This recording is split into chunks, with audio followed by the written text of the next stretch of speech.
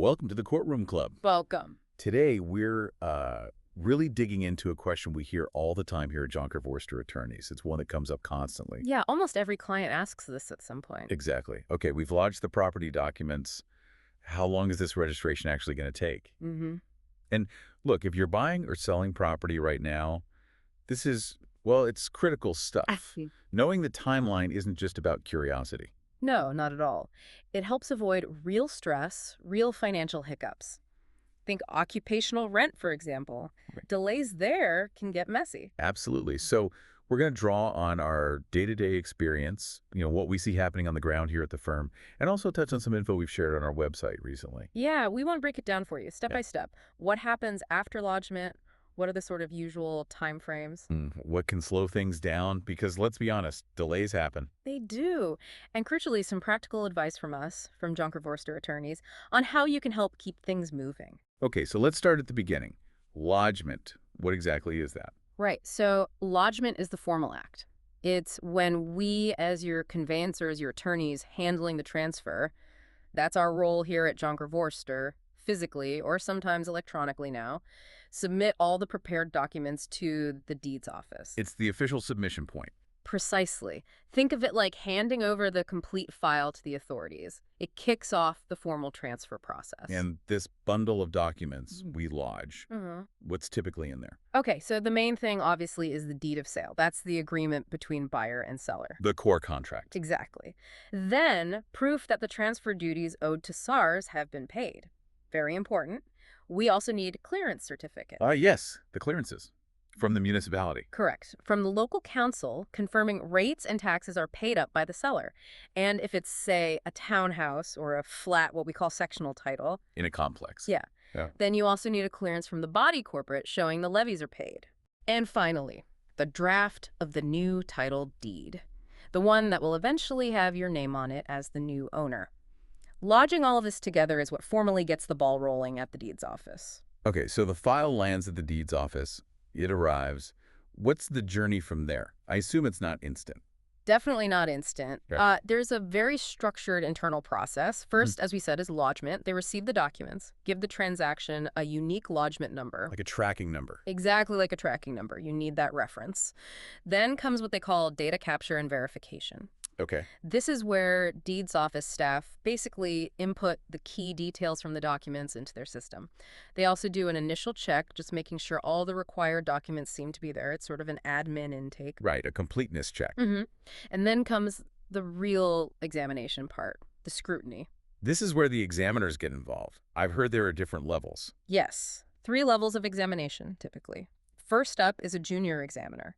They look at the basics, like are the forms correct? Signed, dated properly. Are the basic supporting docs attached? It's a first pass, catching any obvious errors or omissions. Okay, the initial filter. Correct. If it passes that, it moves up to a senior examiner.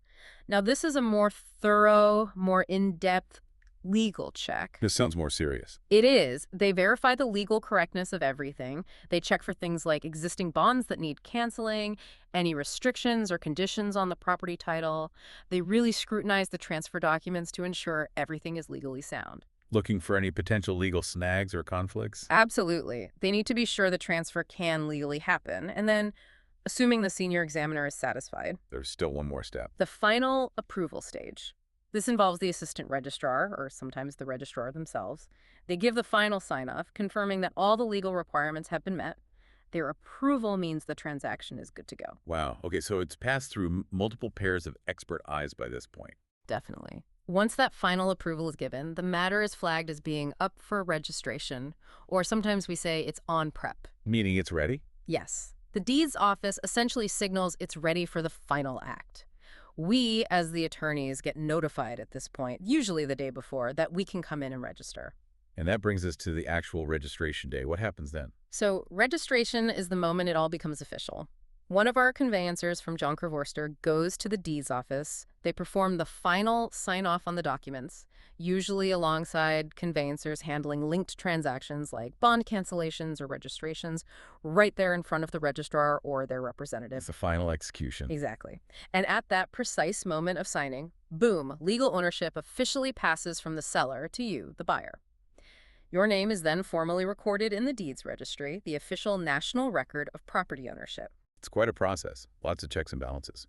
Which brings us back to the big question everyone asks. Given all those steps, how long does that registration part usually take after we've done the lodgement?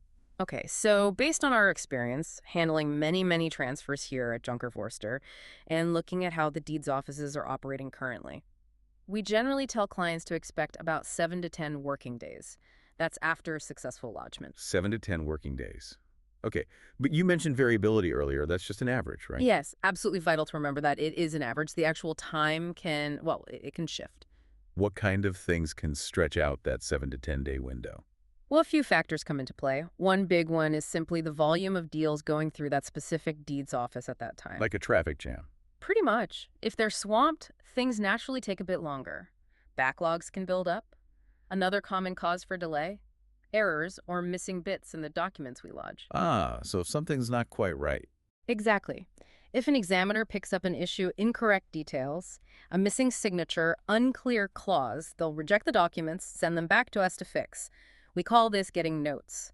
That correction process obviously adds time. Which underlines why getting the paperwork perfect up front is so important on our side. Couldn't agree more. Meticulous preparation saves time down the line. Then you have things like deeds office staffing levels or unexpected closures, maybe public holidays falling awkwardly. These can impact processing capacity. External factors. Right. And also, if your deal involves, say, the seller's bond being canceled at the same time or you registering a new bond, coordinating these simultaneous transactions with the banks can sometimes add a little complexity and potentially time. Okay, so there are definitely potential bumps in the road. And for our clients, these delays aren't just inconvenient, they can actually cost money, right? Especially with occupational rent or moving truck bookings. Absolutely. Unexpected delays mean unexpected costs and stress, which is exactly what we try to help clients avoid. Some of the most frequent culprits we see causing delays. Well, we mentioned missing or incorrect information. Getting everything right from you, the client, at the very start is huge. So double-checking names, ID numbers, property descriptions. All of it. Another big one. Outstanding rates or levy clearance certificates. These must be in hand before registration. If the municipality or body corporate is slow issuing them, it holds everything up. Something to chase early then. Definitely advise applying for those as soon as possible.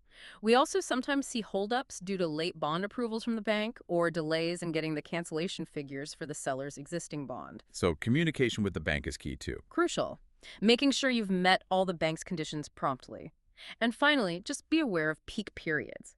Like leading up to the December holidays, deeds offices tend to get very busy and processing times can stretch. Okay, so knowing the potential issues, what proactive steps can our clients, people listening now, take to help smooth things out? Good question.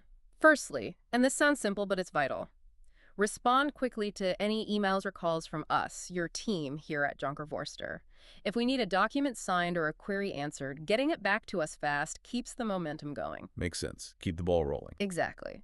Secondly, try your best to provide all the necessary documents accurately right at the beginning. Gather everything we ask for up front. It minimizes those back and forth queries later. Preparation is key. It really is. And honestly, a huge factor is choosing an experienced conveyancing firm from the get-go, someone like Jonker Vorster Attorneys. Right. Well, our experience means we know the potential pitfalls. We can anticipate things. Yes, we know the process inside out. We're meticulous with the paperwork, and we have established communication channels.